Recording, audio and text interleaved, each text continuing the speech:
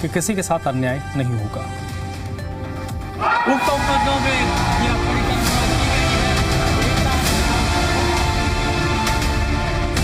संसद के विशेष सत्र का आगाज, 33% आरक्षण पर आर पार, सत्ता पक्ष और विपक्ष में तकरार।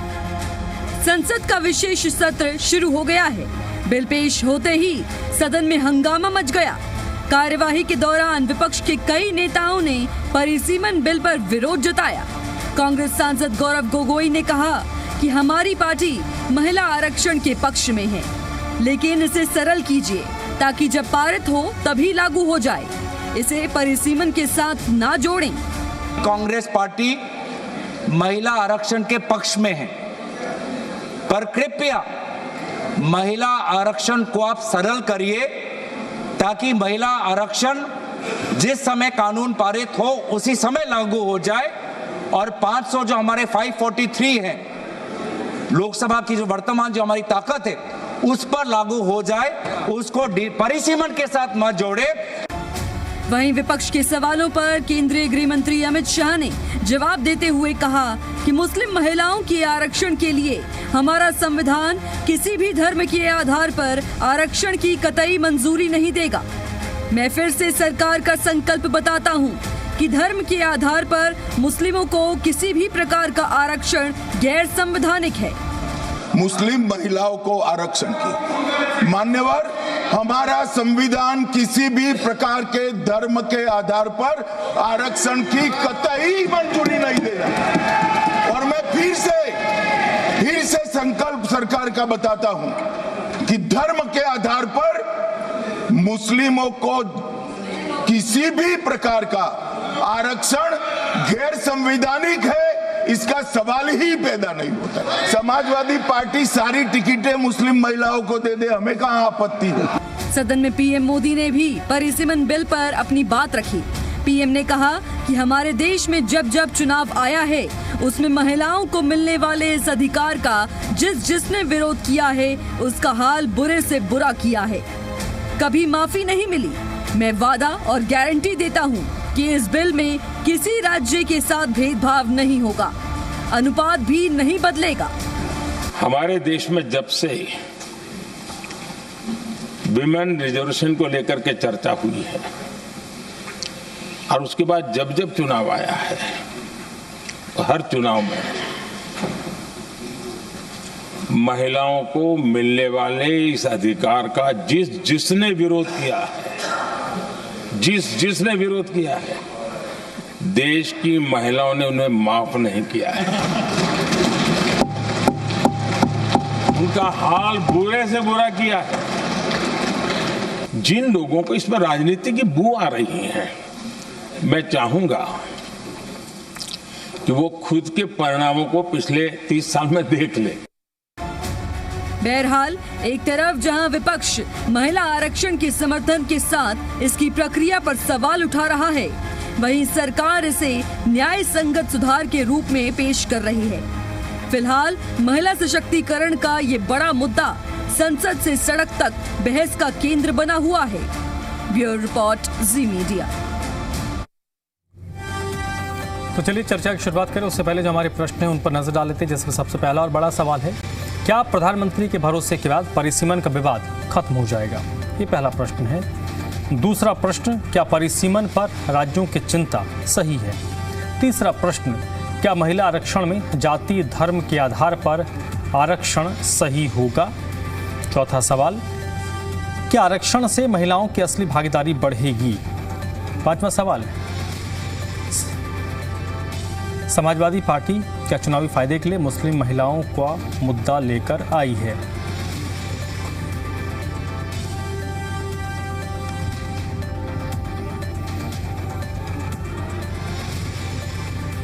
तो आज इन्हीं मामलों पर हम बात करेंगे, चर्चा करेंगे।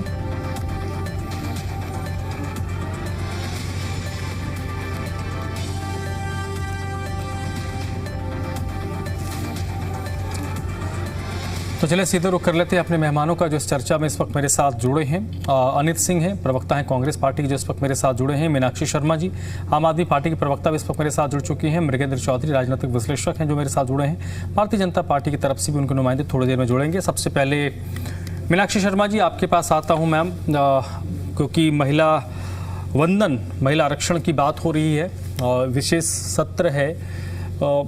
आज दोनों तरफ से बातें कही गई हैं, सत्ता पक्ष की तरफ से भी, विपक्ष की तरफ से भी।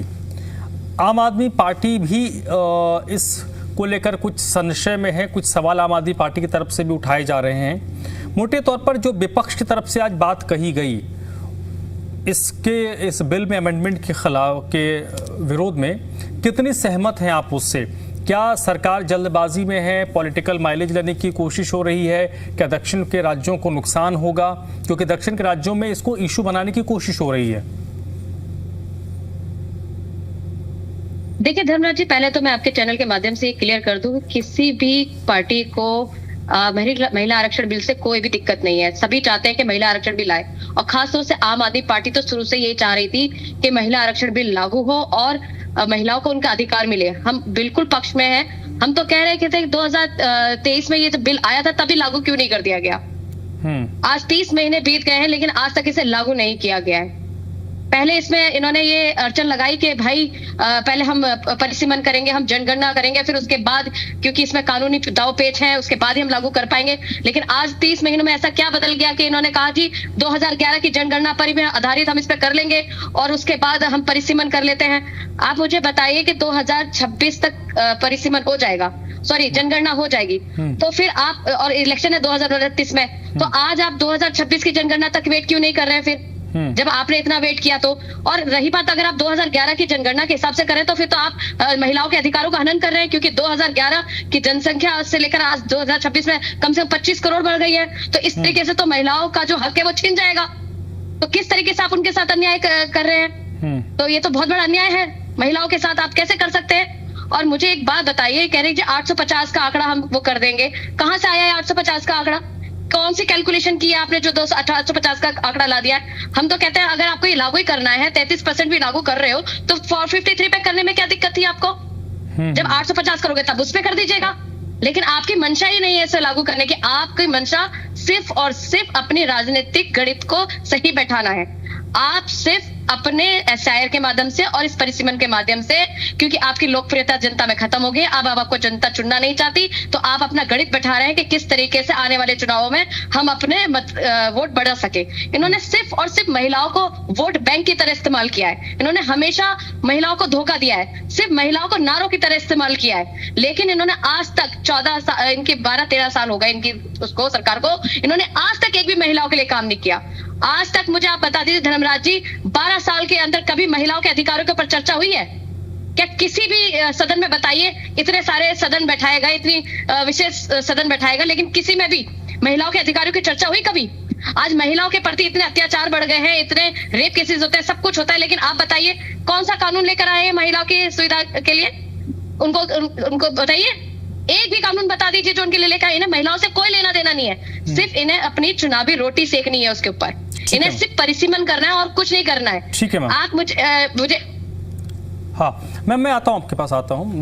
डॉक्टर साहब हमारे साथ हैं, अनित सिंह जी कांग्रेस पार्टी के प्रवक्ता हैं। डॉक्टर साहब, आज बहुत सारी बातें हुई हैं संसद के अंदर, विशेष तौर पर जो बातें सत्ता पक्ष की तरफ से कही गई। सत्ता पक्ष मोटे तौर पर आश्वासन देता रहा कि सब ठीक रहेगा, सब ठीक रहेगा, जो बात मोटे तौर पर मुझे समझ में आया। एक बात तो विपक्ष की तरफ से आई कि अगर आप महिला आरक्षण को लेकर इतना ही मुतमईन हैं तो 543 पे ही कर लीजिए। ये भी एक पॉइंट आया है विपक्ष की तरफ से आज, 543 पे कर लीजिए। जब अगर 27 में जनगणना हो जाए, संभव लगे, तो उसके बाद परिसीमन कीजिए, फिर लागू कीजिए, नहीं हो तो आगे हो जाएगा। 543 पे भी हो सकता है। क्यों सरकार को लगता है, कांग्रेस पार्टी को, कि जल्दबाजी में है या कोई दूसरा रूट चुन रही है? धर्मराज जी, आपके दर्शकों को नमस्कार। देखिए, सत्ता लोलुपता इस समय बीजेपी और मोदी साहब के दिलो दिमाग पर छा चुकी है। आज वाकया महिला आरक्षण का है ही नहीं। महिला आरक्षण बिल सितंबर 2023 में ऑलरेडी पास हो चुका है, सर्वसम्मति से पास हो चुका था। सारी विपक्ष की पार्टियां एक साथ थी और महिलाओं की भागीदारी के हम पक्ष में हैं। और लगातार, चाहे आप 1993 की बात कर लूं, अप्रैल और जून के महीने में अनुच्छेद में बदलाव करके महिलाओं की आरक्षण की बात सर्वप्रथम कांग्रेस पार्टी ने करी थी। और आज उसी का नतीजा है कि 14,50,000 चुनी हुई महिलाएं हमारे पंचायत और नगर निकायों में हैं। देखिए, हम इतिहास को परे करके अभी ये समझते हैं कि बीजेपी इस तरीके से क्यों कर रही है। आज महिला आरक्षण की सबसे बड़ी घोर कोई विरोधी काम कर रहा है तो वो बीजेपी कर रही है। क्यों? परिसीमन और महिला आरक्षण को जोड़कर देखा जा रहा है। आप अपने दर्शकों से सवाल पूछेंगे, आप बताएंगे कि जो महिला बिल ऑलरेडी, महिला शक्ति वंदन बिल ऑलरेडी पास हो चुका है सितंबर 2023 में, उसको 2024 में क्यों लागू नहीं किया? विपक्ष की सारी पार्टियां तैयार थी। हमारे जो अध्यक्ष मल्लिकार्जुन खड़गे जी ने ऑन रिकॉर्ड कहा था कि इसको आप तत्काल प्रभाव से 2024 में लागू कर दीजिए, लेकिन उसको लागू नहीं किया गया। उसमें क्या दलीलें दी गई कि अभी जो हमारे पास सेंसस है वो 2011 का है, पुराना है, अभी वो एप्लीकेबल नहीं रहेगा, नई सेंसस की जरूरत है। और आज 30 महीने के बाद सरकार क्या कर रही है? क्या सेंसस का काम कंप्लीट हो चुका है? नहीं हुआ है।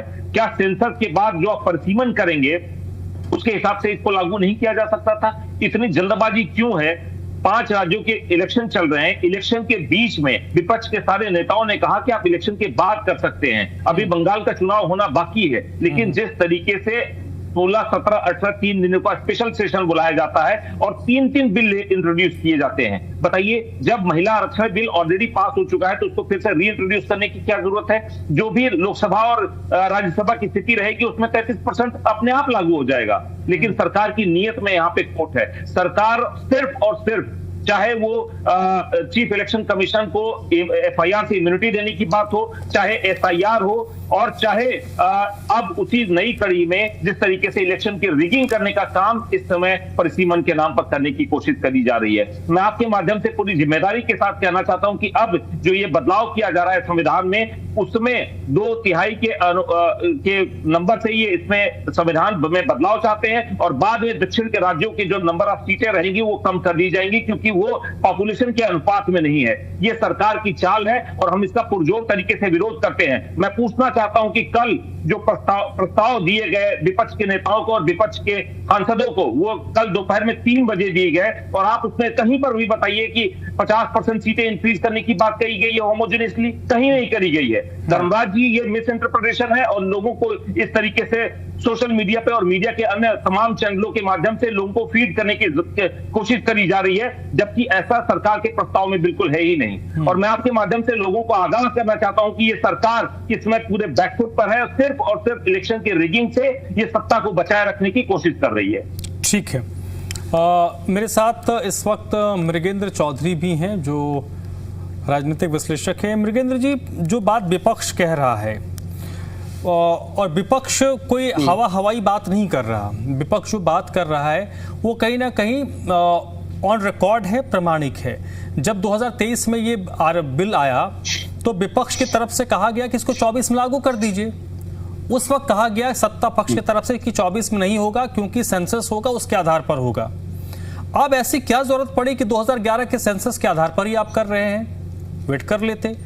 दूसरा, जो विपक्ष एक बात कर रहा है कि अगर आप इतने ही महिलाओं के प्रति उदार हैं तो 543 सीट पर क्यों नहीं आरक्षण देकर अब चुनाव करवा लेते हैं? सीटें क्यों बढ़ा रहे हैं? जी देखिए, ऐसा है, डेमोक्रेसी की बहुत बड़ी हमारे पास क्या बोलते हैं ब्यूटी होती है कि समय के साथ पार्लियामेंट हमारा इसलिए बनाया गया था कि जरूरत के हिसाब से पार्लियामेंट लॉ नया बनाए और पुराने लॉ के अंदर जो है अमेंडमेंट करें। आपको मैं ये बताना चाहूंगा कि जो आज की जो कॉन्स्टिट्यूएंसी जो हमें फिक्स की हुई है 535 और 15 जो भी सीट्स हैं, तो ये 1971 के सेंसस के ऊपर बेस्ड है। तो कांग्रेस को वो काम पहले करना चाहिए था जब इनकी गवर्नमेंट रही है। 2011 का सेंसस हमारे पास आ चुका है, 1971 के सेंसस के आधार पर ये डिलिमिटेशन हुआ हुआ पहले, बहुत पुराना है। और आज हमारे पास क्या चल रहा है? 2026, लगभग आप देख लीजिए 50 साल से ऊपर हो गया। तो ये तो बहुत आउटडेटेड एक्सरसाइज है। दूसरी बात मैं आपको ये कहना चाहूंगा कि भाई डिलिमिटेशन करना चाहिए, और हमारे कॉन्स्टिट्यूशन में आर्टिकल 81 और 82 में लिखा गया है कि parliament after every census delimitation करेगा, ठीक है, और ये पार्लियामेंट ही डिसाइड करेगा कि उसको उस टाइम पे कौन सा सेंसस यूज करना है। वो चाहे तो लेटेस्ट भी कर सकता है या पुराने वाला भी कर सकते हैं, पार्लियामेंट के पास अथॉरिटी है। और ये जो डिलिमिटेशन कमीशन की कॉन्स्टिट्यूशन है, ये पार्लियामेंट सिंपल मेजोरिटी से कर सकता है। अब बात यहाँ पर ये आती है कि जो हवा बनाया जा रहा है कि भाई अब सरकार का एक विजन है, इसमें सरकार क्या कह रही है कि अगर हम एग्जिस्टिंग सीट्स के अंदर रिजर्वेशन देते हैं तो उसमें क्या होगा, जो है जो हमारे मेल जो काउंटर पार्ट हैं उनके रिप्रेजेंटेशन वो कहते हैं कम हो जाएगी। इसलिए वो क्या करेंगे, वो एक्स्ट्रा सीट बनाएं, ताकि इसमें दिक्कत क्या कहाँ पे आ रही है। अभी हमारे पार्लियामेंट का अगर हम देखें तो लगभग 25 लाख के ऊपर एक हमारा मेंबर ऑफ पार्लियामेंट अभी काम कर रहा है। जब हमारा पार्लियामेंट बना था 1951 की मैं अगर बात करता हूँ तो 36 करोड़ हमारी पॉपुलेशन थी, लगभग 550 सीटें हमारे पास तब भी थी, और आज हमारी पॉपुलेशन जो है वो 140 करोड़ क्रॉस कर गई एक तरह से। तो डिलिमिटेशन तो होना चाहिए। दूसरी बात मैं आपको कहना चाहूंगा, एक हवा जो उन्होंने बना रखा है कि अगर आप नए सेंसस के हिसाब से सेम ही अगर आप शीट्स करते हैं, नहीं तो अगर आप देखिए मृगेंद्र जी, एक बात तो पूछा जाएगा ना कि 2023 में आपने कहा कि भाई हम 2024 के चुनाव में इसलिए नहीं कर सकते क्योंकि हमें नया सेंसस करवाना है।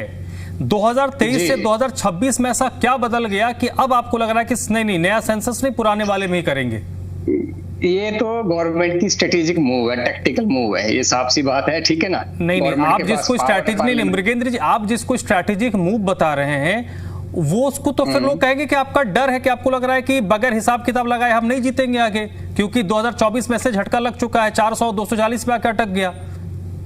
देखिए ऐसा है, अगर मान लीजिए number of total seat shift होती हैं 543 से लगा लीजिए, 545 से लगा लीजिए, 850, तो भाई जो बेंचमार्क है 50% का वो तो वहां भी शिफ्ट हो जाएगा ना।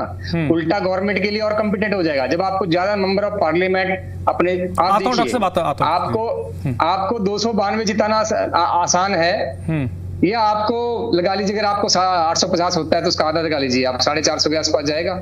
450 जिताना आसान है। नहीं, देखिए आप जैसे बात कर रहे हैं ना, मैं तो ये मानता हूं कि हर चीज जैसे आपने कहा ना, जिसको आपने कहा स्ट्रैटेजिक मूव, तो हर बार जो स्ट्रैटेजिक मूव है वो आपके पॉजिटिव नोट पे नहीं, आपके लिए नहीं हो सकता ना। अभी जो क्योंकि राजनीति परसेप्शन पे चलता है, आपसे पहले आपने जो परसेप्शन बनाया वो आपके पक्ष में गया। इस बार मैंने कहा कि आपने 2023 में कहा कि हम 24 में इसलिए नहीं करेंगे क्योंकि नया सेंसस आएगा उस पर करेंगे। 2023 के बाद ऐसा क्या बदल गया कि आप कह रहे नहीं अब हम 27 तक वेट नहीं करेंगे, हम 11 के हिसाब से करेंगे? जी, गवर्नमेंट ये रीजन दे रही है कि भाई 2027 के बाद ही तो लगभग मिड इसके बीच में सेंसस कंप्लीट होगा, फिर जो जो इकोनॉमिक कास्ट डेटा हमारे पास आएगा, फिर बोलते 4-5 साल डिलिमिटेशन में लग जाएंगे तो वो बहुत लेट हो जाएगा। हम चाहते हैं कि हम जल्दी करें, ठीक है, यही बात है मृगेंद्र जी, यही बात है जो आप कह रहे हैं ना। हाँ जी डॉक्टर साहब कुछ कह रहे हैं, बोलिए अनित सिंह जी। आपकी आवाज नहीं आ रही है, आपकी आवाज नहीं आ रही। हाँ, धर्मराज जी, संविधान में संशोधन होने जा रहा है, बहुत ही सीरियस कॉज पे हम बात कर रहे हैं, और मृगेंद्र जी के तरफ से जो ये दलीलें दी गई हैं और जो शब्द का इन्होंने चयन किया है कि ये स्ट्रेटेजिक मूव है, ये स्ट्रेटेजिक मूव किस लिए है? सरकार बचाने की जुगत है। धर्मराज जी, हमें इसमें कहने में कोई अतिशयोक्ति नहीं है कि आसाम में और जम्मू कश्मीर में इन्होंने नए तरीके से परिसीमन किया। कितने महीने का टाइम लगा? 6 महीने का टाइम लगा। आप वही काम पूरे देश में क्यों नहीं कर सकते हैं 2027 तक, जबकि आपके पास समय है? देखिए, मैं आपके माध्यम से कहना चाहता हूं कि यहाँ पे मृगेंद्र जी ने जो 1971 की बात करी और बोला कि 50 साल में बहुत बदलाव हो गए हैं। हम बदलाव के विरोधी नहीं है, हम महिला आरक्षण के हम हित में खड़े हैं, हम उसके साथ खड़े हैं, लेकिन आप महिला आरक्षण और परिसीमन दो अलग अलग विषय को क्लब क्यों कर रहे हैं? क्योंकि सरकार की नियत महिला आरक्षण को पास करना भी नहीं है और उसके साथ साथ अपनी जुगत लगाकर अपनी सरकार को बचाए रखना, यही उनकी कोशिश है। इसको ये स्ट्रेटेजिक मूव कह सकते हैं। और चलिए ठीक है, मैं आता हूं आप लोगों के पास। मैं आप लोगों के पास अंजुम मंडल हमारे साथ जुड़ चुकी हैं, ये पार्षद हैं भारतीय जनता पार्टी की। अंजुम जी, बहुत बहुत स्वागत आपका। सीधा प्रश्न यही कि इसमें महिलाओं का उत्थान ज्यादा है या आपकी पार्टी का ज्यादा उत्थान है? देखिए, डीलिमिटेशन कोई बीजेपी नहीं कर रहा, कॉन्स्टिट्यूशन का प्रोसेस है। इंडिया की कॉन्स्टिट्यूशन में लिखा हुआ है कि कॉन्स्टिट्यूशन के निर्माता, हमें यहाँ पे बीजेपी को आगे मत लाइए। आप ये सोचिए कि जो कॉन्स्टिट्यूशन में लिखा है हमें इसको पूरा करना है, और महिलाओं को अगर हम आगे बढ़ाएंगे तभी तो ये चीज चल पाएगी, महिलाओं की सत्ता में भागीदारी होगी। इसमें इस विपक्ष को क्यों प्रॉब्लम हो रही है, ये तो मुझे समझ नहीं आ रहा है। और जब हम 33% की बात कर रहे हैं तो विपक्ष आज क्यों नहीं बोला वहां पर कि हमें 50% करना है? तब आपके लोग क्यों नहीं बोले इस चीज को? मैं ये जानना चाहती हूँ इन सबसे ना, विपक्ष से। और प्रोसेस है, ये तो करना ही पड़ेगा हमें ना। और अच्छी बात है कि महिलाएं आगे बढ़ेंगी, तो इसमें विपक्ष को क्यों प्रॉब्लम हो रही है? अंजुम जी देखिए, मोटे तौर पे आज ना एक बड़ी अच्छी बात हुई संसद में। पता नहीं अखिलेश यादव बड़ी वाकपटु इंसान है, बट वो रिप्लाई नहीं कर पाए जब उनको कहा गया कि आप समाजवादी पार्टी के सभी जो टिकट है वो मुस्लिम महिलाओं को दे दें। वहाँ पर काउंटर हो सकता था कि भाई आप बीजेपी के 33 नहीं 66% टिकट महिलाओं को दे दें, कानून लाने की क्या जरूरत है? हालांकि अखिलेश जी ने क्यों नहीं कहा मुझे नहीं पता, मतलब उसका काउंटर ये हो सकता था ना कि आपको अगर इतना ही उदार बनना है, इतना ही आप उदार हैं महिलाओं को उत्थान के, तो कानून से पहले उसको लागू कर देते। 33 नहीं 36% दे देते, 63% दे देते महिलाओं को। विपक्ष के दिमाग में जो मुस्लिम और हिंदू की है वो बीजेपी के माइंड में नहीं है। बीजेपी हमेशा शुरू से हिंदू के स्तर पे, और बीजेपी हमेशा मुस्लिमों के साथ में खड़ी रही है। एक हमारी पार्टी है जो सपोर्ट करती है इन सबको ना, इनकी तरह नहीं कि सिर्फ मुस्लिमों को अलग कर दिया, हिंदू को अलग कर दिया। और टिप्पणियां तो होती रहती हैं, अखिलेश जी को अब मुख्यमंत्री, अब हिंदू विमेन नहीं चाहिए तो ये उनकी गलती है। आज सबसे बड़ी बात देखिए, मोटे तौर पे दो बातें मैं पकड़ा हूं जो उसी से पे मैं रहूंगा। देखिए, एक बात जो प्रियंका गांधी ने कही, प्रियंका जी ने कहा कि आप अगर महिलाओं को आरक्षण देना चाहते हैं और डीलिमिटेशन से पहले देना चाहते हैं तो आप 543 सीट्स पे दे दीजिए ना, पहली चीज। दूसरी चीज कि आपने 2023 में ये कहा था कि हम 2011 के सेंसस के आधार पर डिलिमिटेशन नहीं करेंगे, नया सेंसस होगा उसकी बात करेंगे। तो अचानक से 23 से 26 2029 के लिए ये 33% हम कर रहे हैं, तो करने दीजिए ना। विपक्ष को इतनी प्रॉब्लम क्यों हो रही है? अब आप 33% करने दीजिए, आगे चल के 50% भी होगी, 54% भी होगी, 59% भी होगी। क्या प्रॉब्लम है? विपक्ष को क्योंकि खुद नहीं करने देना, विमेंस को आगे नहीं बढ़ने देना, इस वजह से ये विपक्ष ऐसा कर रहा है। मैं उस पे आता हूँ अंजुम मंडल जी। आपने जो कहा ना कि मैं ये समझ नहीं पा रहा, मीनाक्षी जी आम आदमी पार्टी के प्रवक्ता हैं, 2-3 सवाल हैं बड़ी छोटे छोटे, बस मुझे लगता है कि उन प्रश्नों का अगर जवाब मिल जाए तो ओवरऑल इस पूरे विवाद का, आज संसद में सब लोगों ने कहा और सबको पता है कि जब महिला आरक्षण का कानून आया था तो सभी लोगों ने एक सुर में इसमें वोट किया था, सबने कहा था होना चाहिए, किसी ने इफ बट नहीं लगाई। अभी जो सबसे बड़ा सवाल उठ रहा है वो टाइमिंग को लेकर उठ रहा है कि ये जो टाइमिंग है, महिला आरक्षण तो बहुत पहले से बात हो रही थी, मोदी साहब ने किया, 23 में उन्होंने कहा था कि हम करेंगे, लेकिन 23 में जो स्थिति लग रही थी कि वो 29 में नहीं 34 में हो पाएगा, क्योंकि डिलिमिट उसके पहले सेंसस होना है, सेंसस होने के बाद 27-28 खिंच जाएगा, संभव नहीं कि हो पाएगा। तो बस मोटे तौर पर टाइमिंग की बात ही हो रही है कि ये टाइमिंग आपने जो चुना वो कहीं ना कहीं पॉलिटिकली फायदा लेने के लिए किया है। मीनाक्षी जी देखिए, बिल्कुल मैं पहली बात तो अंजुम मंडल जी कह रही थी कि पक्ष इसका विरोध कर रहा है, तो सबसे पहले तो अंजुम जी आप सरासर झूठ बोल रही हैं। पूरे संसद के अंदर हर विपक्ष ने, आम आदमी पार्टी ने बिल्कुल फुल समर्थन दिया है महिला बिल को। सब चाहते हैं कि महिला आरक्षण बिल पास हो, सिर्फ पास तो वो हो गया लेकिन लागू हो, और हम तो जो 2023 से कह रहे हैं कि भैया अभी से लागू क्यों नहीं कर रहे हो। तो आप पहले तो झूठ फैलाना बंद करो कि विपक्ष इसका विरोध कर रहा है, और दूसरी चीज, एक महिला आरक्षण बिल को और परिसीमन को ज्वाइन मत करो, आप मिसगाइड मत करो देश की जनता को, और महिलाओं को तो खासतौर से मिसगाइड मत करो। अब महिलाएं बहुत समझदार हो गई हैं, अब महिलाओं के लिए मृग तृष्णा बनकर रह गया जो बिल है। और अभी तक मैं बताऊं धर्मराज जी, ये पहली डिबेट नहीं, मैं जितनी भी डिबेट्स में गई हूँ, एक भी महिला प्रवक्ता ने हमारी बातों का जवाब नहीं दिया। एक भी महिला प्रवक्ता ने, वो सिर्फ और सिर्फ घुमाती, सिर्फ ये मिलना चाहिए, सब कहते हैं मिलना चाहिए, लेकिन मिल क्यों नहीं रहा है? और भाई हम आपसे सिंपल सा क्वेश्चन पूछ रहे हैं कि जब आपने 2023 में से पास कर दिया था तो आपने डिलिमिटेशंस की और ये सेंसस की क्यों शर्तें लगाई? आपने कहा इसके बगैर हो ही नहीं सकता है। आपने इतना सख्त क्लॉज लगा दिया कि नहीं, इसके बगैर पॉसिबल नहीं है, पहले ये 2 चीजें होंगी उसके बाद होंगी। फिर अचानक 30 महीने में ऐसा क्या बदला कि सारे कानून बदल गए, आपके सारे वो बदल गए कि आप कह रहे जी 2011 से कर देंगे। तो 2011 की उससे जनगणना से तो आप 2023 में भी कर सकते थे, फिर आपने क्यों नहीं किया? यानी कहीं ना कहीं आपकी मंशा नहीं है इस बिल को पास करने की। आपको कोई लेना देना नहीं है महिलाओं से, आपको सिर्फ और सिर्फ महिलाओं को धोखा देना है और उनको सिर्फ और सिर्फ ये बहका कर रखना है कि हम आपके लिए ये बिल लेकर आएंगे। और आप सोचिए कि मैं जब कह रही हूँ कि आप अब जब जनगणना करनी थी तो 2026 में जनगणना कंप्लीट हो जाएगी, आप 2029 में लागू कर दीजिएगा 2000 और 2011 की अगर जनगणना से आप इसको करते हैं तो कहीं ना कहीं आप महिलाओं के साथ अन्याय कर रहे हैं। क्योंकि अगर 2011 की आप जनसंख्या देखें और 2026 की जब जो जनसंख्या आएगी उसमें जमीन आसमान का फर्क होगा। और रही बात 50% की, तो अंजुम मंडल जी आप शायद डिबेट्स नहीं देखती हैं, जानकारी नहीं रखती हैं। आम आदमी पार्टी तो शुरू से यही कह रही है कि आप 33% क्यों 50% कीजिए। जब प्रधानमंत्री मोदी जी ये कहते हैं कि आधी जो आबादी है वो महिलाओं की है तो उनको अधिकार भी आधा मिलना चाहिए ना, पूरा 50% अधिकार मिलना चाहिए। आज तक किसी आपके बीजेपी के नेता ने किसने बात की कि 50% भी होना चाहिए? पूरा विपक्ष कह रहा है कि 50% होना चाहिए, बस आप नहीं कह रहे। आप तो 33% भी देना नहीं चाह रहे।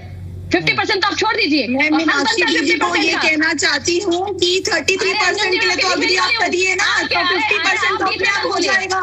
अरे आप बीच में मत बोलिए, आपके बीच में मैं नहीं बोली हूँ क्योंकि आपके पास जवाब फिर भी नहीं है। मेरे जवाब बीजेपी हमेशा से ही वुमेन्स को सपोर्ट करती रही है। 2014 में प्रधानमंत्री श्री नरेंद्र मोदी जी जब आईकॉन करने गए, गाँव में गए, फिर महिलाओं को जो सम्मान दिया वो हमारी पार्टी ने दिया और किसी ने नहीं दिया। वो आप जवाब देंगी नहीं क्योंकि आपके पास जवाब है नहीं। आपके किसी नेता के पास जवाब नहीं है, आपके किसी नेता के पास जवाब नहीं है इसका। आज जितनी डिबेट्स हुई है, एक एक चैनल की डिबेट उठा के देख लीजिए, आपके किसी प्रवक्ता ने इस बात का जवाब नहीं दिया क्योंकि है नहीं उनके पास, क्योंकि उनको पता है वो सिर्फ और सिर्फ ये परिसीमन इसलिए करना चाहते हैं क्योंकि इनको अपनी चुनावी रोटी सेकनी, अपना चुनावी गणित सिद्ध करना है। ये SIR जो हो रही है, ये परिसीमन जो हो रहा है वो इसलिए हो रहा है क्योंकि इनकी जो लोकप्रियता है वो खत्म होती जा रही है। ये इस तरीके से सिर्फ और सिर्फ अपना चुनावी गणित सिद्ध करना चाह रहे हैं ताकि आगे आने वाले चुनावों में उसका फायदा उठा सके। सिर्फ यही इनकी भारत की और विश्व की लोकप्रिय पार्टी सिर्फ भारतीय जनता पार्टी है और कोई पार्टी 50% इंक्रीमेंट होगा। सूट आप लोग की पार्टी हमेशा से करती आई और करेंगी आगे भी। लेकिन विधेयक में कहीं नहीं लिखा और यही पे ये झूठ फैला रहे थे कि इसमें 50% इंक्रीमेंट होगा हर राज्य का। ये सबसे बड़ा झूठ है। और इनसे पूछे कि ये 850 का आंकड़ा आया कहां से, कौन सा समीकरण बनाया इन्होंने 850 का, ये आया कैसे, ये भी तो बता दें देश की जनता को। और रही बात वो देने की, तो भैया आप तो 33% दे रहे हो ना, तो आप 453 में दो, तो जब 850 होंगे तो 850 में भी हो जाएगा। उसमें क्या मुझे टेंशन आएगी? जब 850 होगा तो 850 का 33% हो जाएगा। आज 453 है तो 453 का 33% हो जाएगा। लेकिन आपको सिर्फ और सिर्फ गुमराह करना है, आपको सिर्फ अपना फायदा देखना है और किसी का नहीं। आप इसके बहाने महिला आरक्षण बिल के बहाने सिर्फ और सिर्फ परिसीमन करना चाहते हैं और आपको कोई लेना देना नहीं है आपको महिलाओं के अधिकारों से। ठीक है, आपने सिर्फ और सिर्फ महिलाओं को वोट बैंक की तरह यूज किया है। मृगेंद्र जी कुछ कहना चाह रहे हैं की तरह यूज किया है। ठीक है मीनाक्षी शर्मा जी, मैं मृगेंद्र जी कुछ कहना चाह रहा हूं। मैं आंसर करना चाह रहा हूं। अगर हम करंट स्ट्रेंथ अगर रखते हैं ना लोकसभा की सीट्स की और डिलिमिटेशन अगर हम करते हैं, क्योंकि डिलिमिटेशन जो होती है वो पॉपुलेशन के हिसाब से होती है। और पिछले कुछ टाइम के अंदर, पिछले कुछ सालों में 71 के बाद जो नॉर्दर्न स्टेट्स हैं, जैसे हमारे यूपी हो गया, बिहार हो गया, इनकी पॉपुलेशन बहुत बड़ी है और साउथ इंडियन स्टेट की पॉपुलेशन उतना या तो थोड़ा कम हुई है या उनका ग्रोथ रेट बहुत कम है।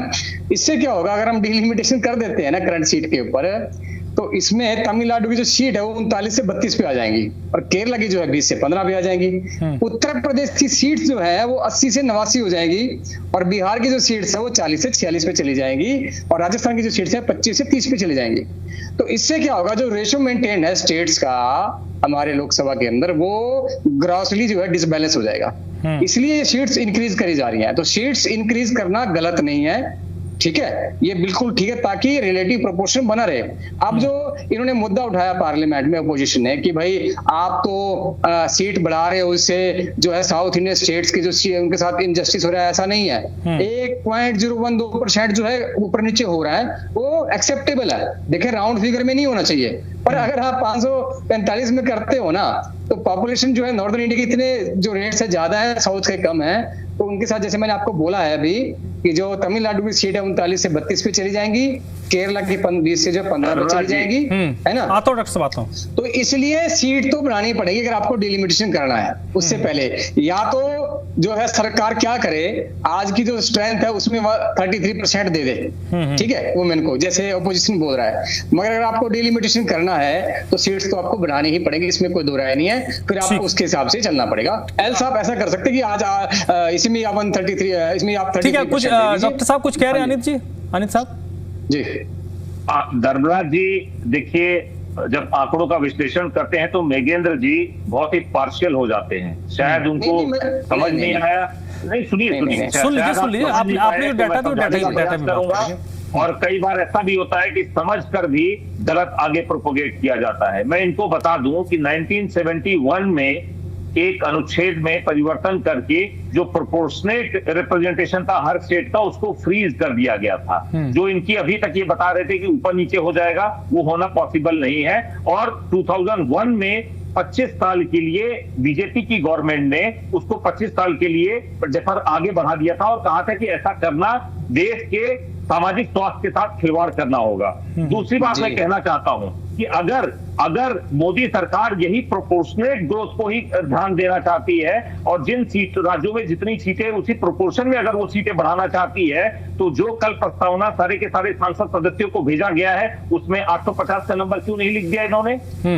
पूछिए इनसे क्यों नहीं दिया गया? इसका एक्सप्लेनेशन नहीं दे पाएंगे ये, क्योंकि जब आप अधकचरी बातें करते हैं और अपने अधकचरी ज्ञान को लोगों के सामने प्रोपोगेट करते हैं, तब इस तरीके की दिक्कत आ जाती है। देखिए अभी मोदी सरकार क्या करने वाली है, सुन लीजिए, एक सेंटेंस और मैं बोलूंगा। मोदी सरकार परसीमन के नाम पर 2/3 मेजोरिटी के साथ ये अधिकार एक्वायर कर लेगी कि परसीमन के बाद सीटों के नंबर को एडजस्ट किया जाएगा और उसके बाद जनसंख्या के आधार पर सीटों को, साउथ के सीटों को कम कर दिया जाएगा, जो राज्य स्वास्थ्य पर, बेहतर शिक्षा पर और पॉपुलेशन कंट्रोल पर पैसा खर्च करके अपने। चलिए ठीक है डॉक्टर साहब, हाँ आपकी बात आ गई, जल्दी से मोदी की सरकार है। इन्होंने जो बात बोली है कि 1971 के सेंसस पे फ्रीज किया गया है, वहां पे टोटल नंबर ऑफ सीट्स भी फ्रीज कर दी गई है, ठीक है, कि वो 97 का सेंसस ही अभी तक, जो 71 का ही सेंसस आज तक यूज किया जाएगा। अब आप मुझे एक बात बताइए कि भी जो लोकसभा है वो रिस्पॉन्सिबल पीपल ऑफ इंडिया है, टेरिटरी ऑफ इंडिया नहीं है। जनता के जो है रिस्पॉन्सिबिलिटी होती है हमारे पार्लियामेंट की। भाई साहब, आप पार्लियामेंट की सीट्स ना आपकी पॉपुलेशन के हिसाब से फिक्स करनी पड़ेगी आपको, क्योंकि लोग चुन के भेजते हैं। एक स्टेट में एक एमपी को 1 करोड़ लोग चुनेंगे और दूसरे स्टेट में एक एमपी को 2 लाख लोग चुनेंगे। लेकिन सर मृगेंद्र जी, इसमें काउंटर ये है,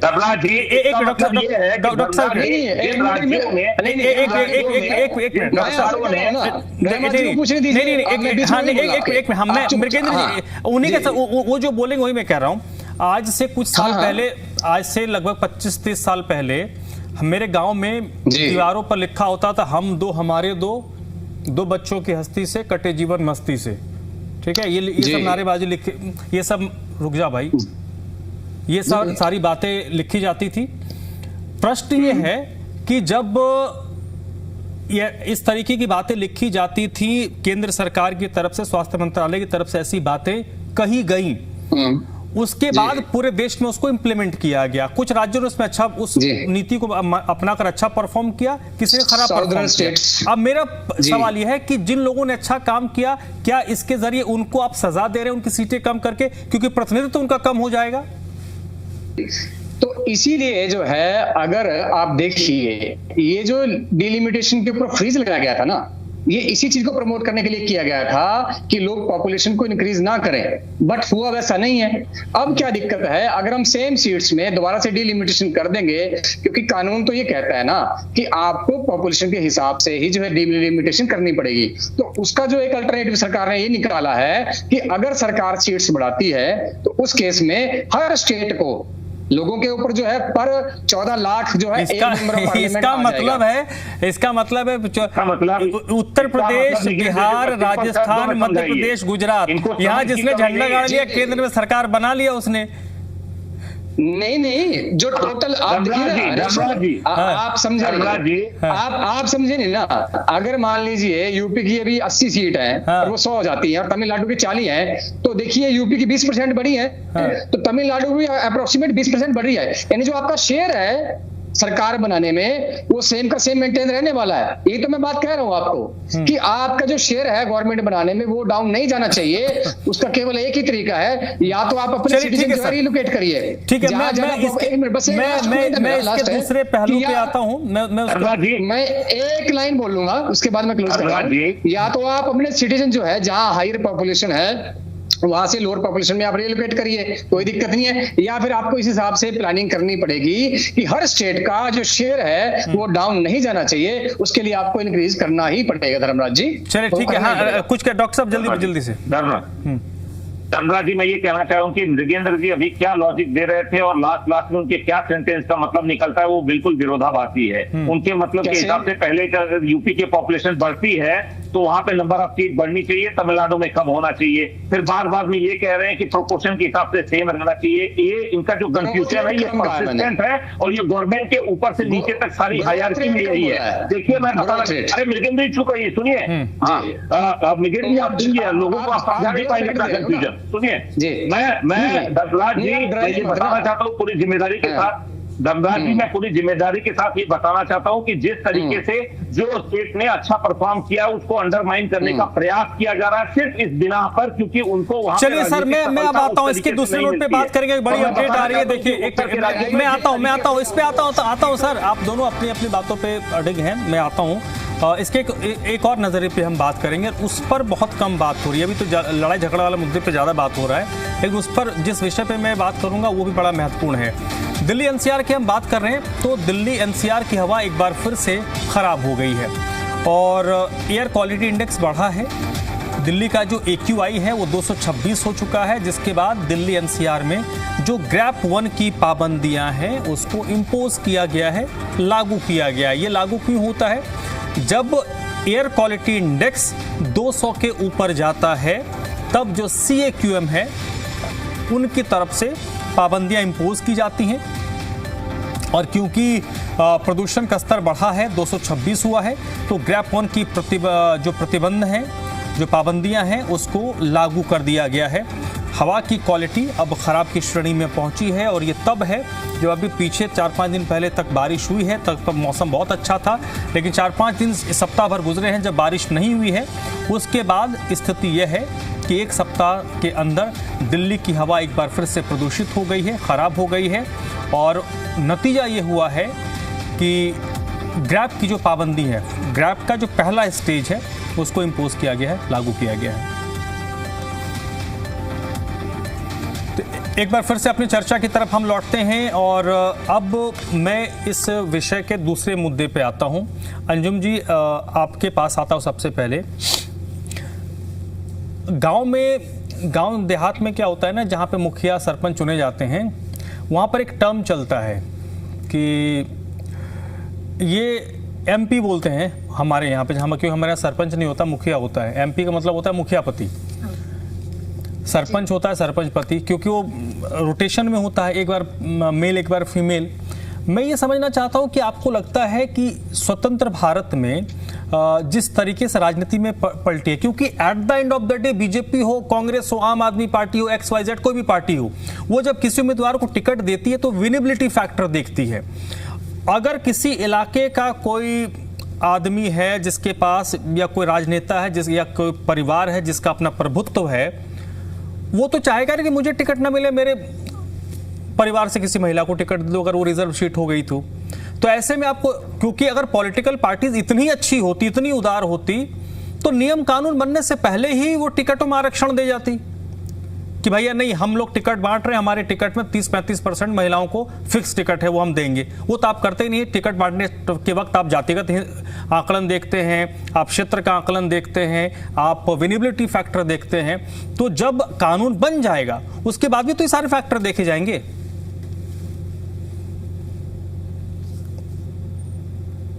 अंजुम जी, आपको आवाज आ रही है?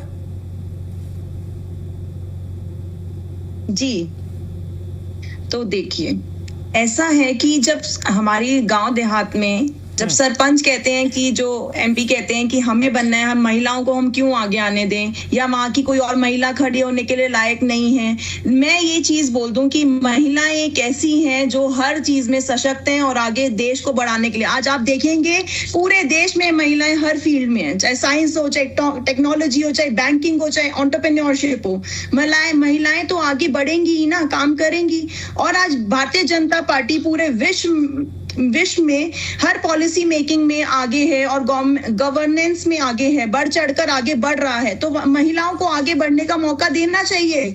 और जब इस चीज की हम बात करते हैं, आप देखिए 1971 में जब लास्ट डिलिमिटेशन हुई थी, 40 साल हो गए हैं महिलाओं को इस चीज का बिल की वेट करते हुए, ये कब पास होगा।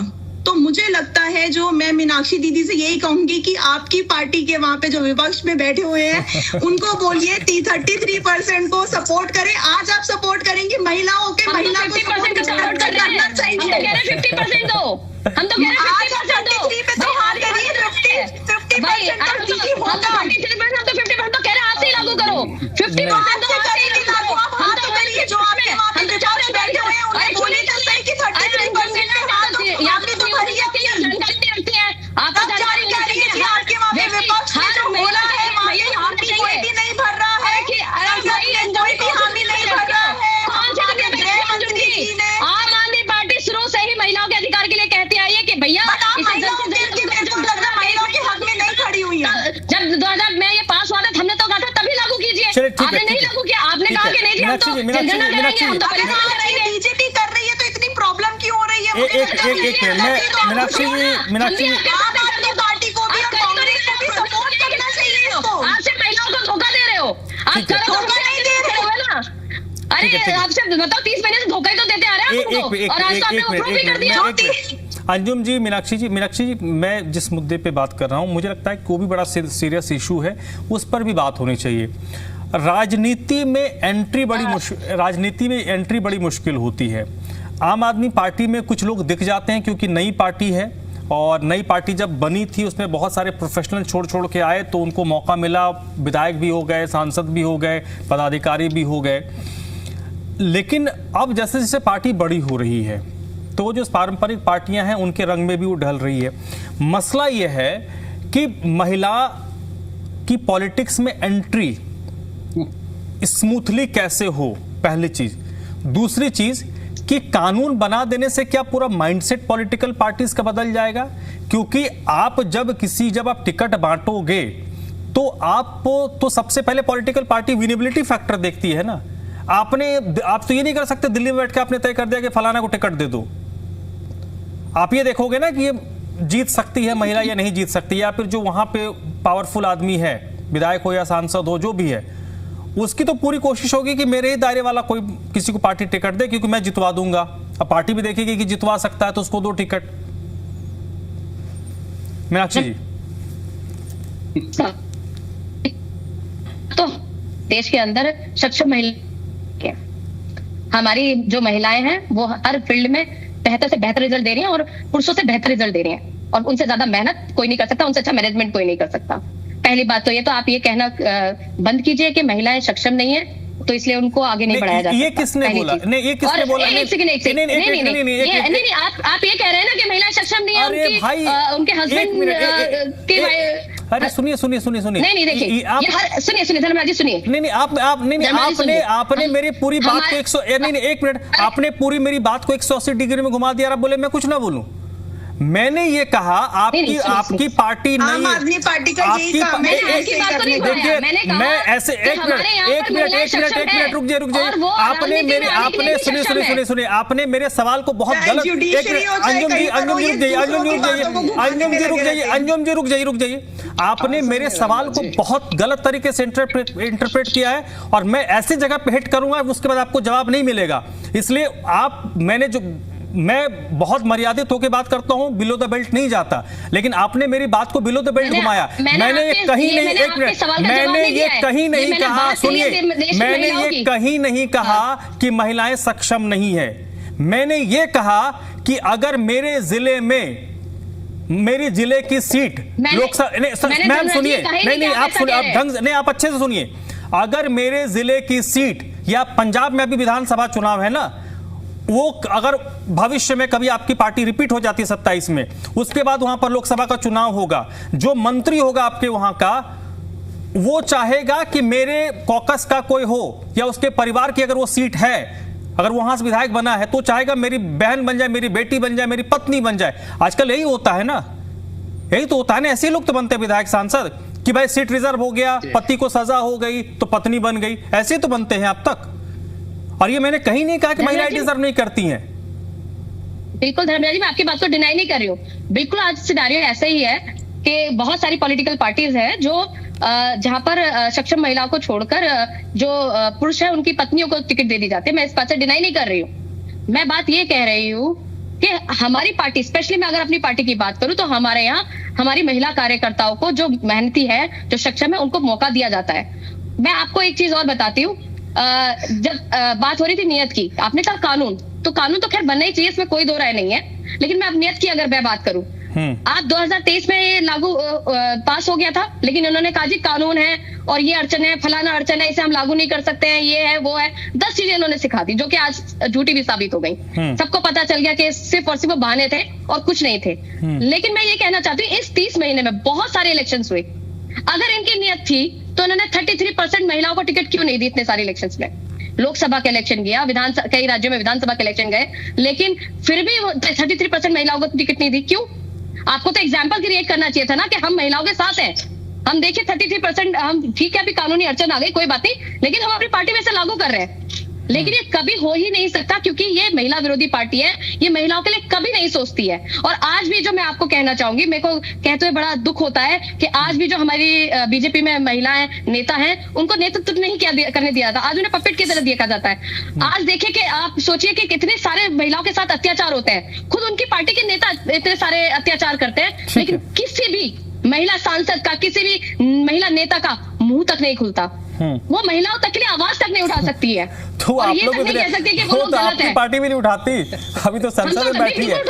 मैं तो अरे आपने उठाया था, आवाज उठा रहे, महिलाओं के लिए आवाज उठा रहे। एक मिनट, आपकी पार्टी, एक बार बताइए इन्होंने महिला के लिए कोई आवाज उठाई? एक मिनट, आपकी पार्टी की एक महिला सांसद ने कुछ आवाज उठाई थी, आपने उनके पक्ष में बोला था? बिल्कुल, उसमें केस चल रहा है, क्यों नहीं चला? आपने बोला था उनके पक्ष में, लेकिन हमने कभी उनके पक्ष में बोला था। देखिए मैंने कहा ना, हमने कहा सुनिए, अब आपने सवाल किया तो जवाब भी लीजिए। हमने उसमें कहा कि जो कानूनी प्रक्रिया आप उसे अपनाइए। सबको पता है कि उस केस में क्या हुआ और सबको कोई उसमें सबूत नहीं है, लेकिन उसके बावजूद भी हमने ये कहा कि नहीं, उसे कानूनी प्रक्रिया दी जाए जिस तरीके से भी हो। मीनाक्षी शर्मा जी ने कहा था, मीनाक्षी शर्मा जी ने कहा था, मीनाक्षी शर्मा जी ने कहा था कि नहीं मालीवाल जी सही कह रही हैं, जांच करवा लीजिए, कहा था आपने? अरे सुनिए, मालीवाल जी ठीक कह रहे हैं तो कोर्ट डिसाइड करेगा। अरे मैडम, फिर कोर्ट डिसाइड करेगा, फिर अब आगे राजनीति में आप, इसीलिए मैं कहता हूँ ना, इसलिए मैं कहता हूँ गलत इंटरप्रिटेशन मत कीजिए। धर्मराज जी सुनिए, मैं सुन रहा हूँ, सबूत है, प्रज्वल रवन्ना, ब्रजभूषण जी है, मैं तो कितने एग्जाम्पल देते हूँ, उनकी तो वीडियो सीडी सब अवेलेबल है। ठीक है, नहीं अब वीडियो सीडी तो आपकी पार्टी के, नहीं वीडियो सीडी तो आपकी पार्टी के भी नेताओं के हैं। हमने मगर कार्रवाई तो करी, हमने कम से कम बोला तो सही, हमने उनके ऊपर कार्रवाई तो करी। अगर हमारे किसी ने गलत किया तो हमने कार्रवाई की, मगर इन्होंने उनको सपोर्ट किया और तो और उनके खिलाफ एक शब्द नहीं बोला। जिनका आप अभी आपने का नाम लिया ना, जिनको सपोर्ट करने के बाद आप घूम फिर के एक स्वाति के ऊपर आ जाते हैं। मैं तो हजारों केस गिना दूंगी इनके, जहां पर रेप केसेस हुए हैं, यौन उत्पीड़न हुए हैं। देखिए मैं ये सब बात नहीं कहता, आप बिलो द बेल्ट गई इसलिए मुझे जाना पड़ा। ठीक है, मैं आता हूँ, ठीक है मैम, मैं मीनाक्षी जी, मैम देखिए मैं बहुत पॉजिटिव नोट पे बात कर रहा था। आपने एक सबूत नहीं है आपके पास। अरे मैं क्यों सबूत दूं भाई, मैं 9 महीना 13 में मैं क्यों सबूत दूं? मैंने वो कहा कि महिला ब्रिगेड, आप नहीं है 9 महीना 13 में, लेकिन आपने सवाल किया ना। हाँ तो मैं जवाब दे दिया, मैंने सवाल किया, आपने उसका जवाब नहीं। आपने कहा कोर्ट में ब्रिजभूषण को भी कोर्ट ने राहत दिया, आप उसको नहीं मानेंगे। ब्रिजभूषण शरण सिंह को कोर्ट ने राहत दिया था ना, तो आप उसको नहीं मानेंगे, आप नहीं मानेंगे उसको। यहाँ ठीक है, मैंने कहा ना, देखिए मैम, देखिए आप पॉलिटिकल वर्कर हैं, मुझे आप पॉलिटिकल वर्कर हैं, मुझे आपकी लाइन पता है, मुझे आपकी, मैंने कहा आपकी सवाल का जवाब दिया, क्या ब्रजभूषण जी को बाइज्जत बरी कर दिया? अरे भाई, तो कोर्ट ने उनकी गिरफ्तारी पर रोक लगाई थी ना, लगाई थी ना, तो मान ले, आपने माना उसको? नहीं, आपने माना उसको? आपने माना उसको? नहीं माना ना, आपने नहीं माना, ठीक है। अरे इसमें नहीं बात करना, मैं बहुत पॉजिटिव नोट पे जा रहा था, आपने उसको दाएं में घुमा दिया, बदले में मुझे 2-4 बात कहनी पड़ गई।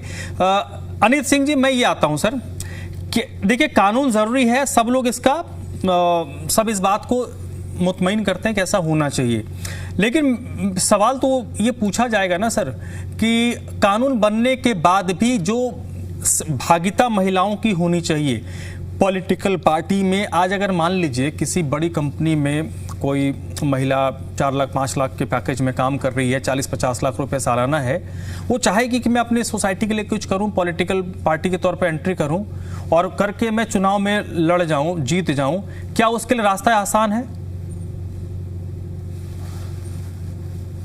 धनराज जी, अभी महिला आरक्षण पे हम शायद बात कर रहे थे, पर अगर महिलाओं की स्थिति के बारे में भी आप बात करना चाहेंगे तो मैं ओपन हूं, मुझे कोई रिजर्वेशन नहीं है, लेकिन मैं बताना चाहता हूं कि दिल्ली में होम मिनिस्टर अमित शाह के नाक के नीचे एनसीआरबी की रिपोर्ट आप देखिए, दिल्ली में 3-3 रेप के केस डेली बेसिस पे होते हैं। दिल्ली की सरकार उनकी है, यहाँ पे एमसीडी में है, 4-4 लेयर की उनकी पूरी सरकार होने के बावजूद भी दिल्ली में महिलाओं की स्थिति क्या है, इस पे गौर करने की जरूरत है। देखिए, राजनीति का रास्ता, सोशल लाइफ कभी भी आसान नहीं रहती, कि ना पुरुषों के लिए ना महिलाओं के लिए, लेकिन जिस तरीके से अभी हमने बताया कि हम यहाँ पे किसी का नाम नहीं लेना चाहेंगे, लेकिन ऐसे कई सारे नाम हैं, चाहे नॉर्थ इंडिया से, साउथ इंडिया से, लेकिन किस तरीके से सरकार उनको प्रश्रय दे रही है। जैसे एक नाम आया प्रज्वल रेवन्ना का, किस तरीके से मोदी साहब उनके बगल में खड़े होकर उनका प्रचार कर रहे थे, इस बात से हमें आपत्ति है। आप 1-2 नाम हर पार्टियों में गिना सकते हैं, मैं उसको जाया नहीं कर रहा हूं, लेकिन मैं बताना चाहता हूं कि जो डेकोरम सेट करना चाहिए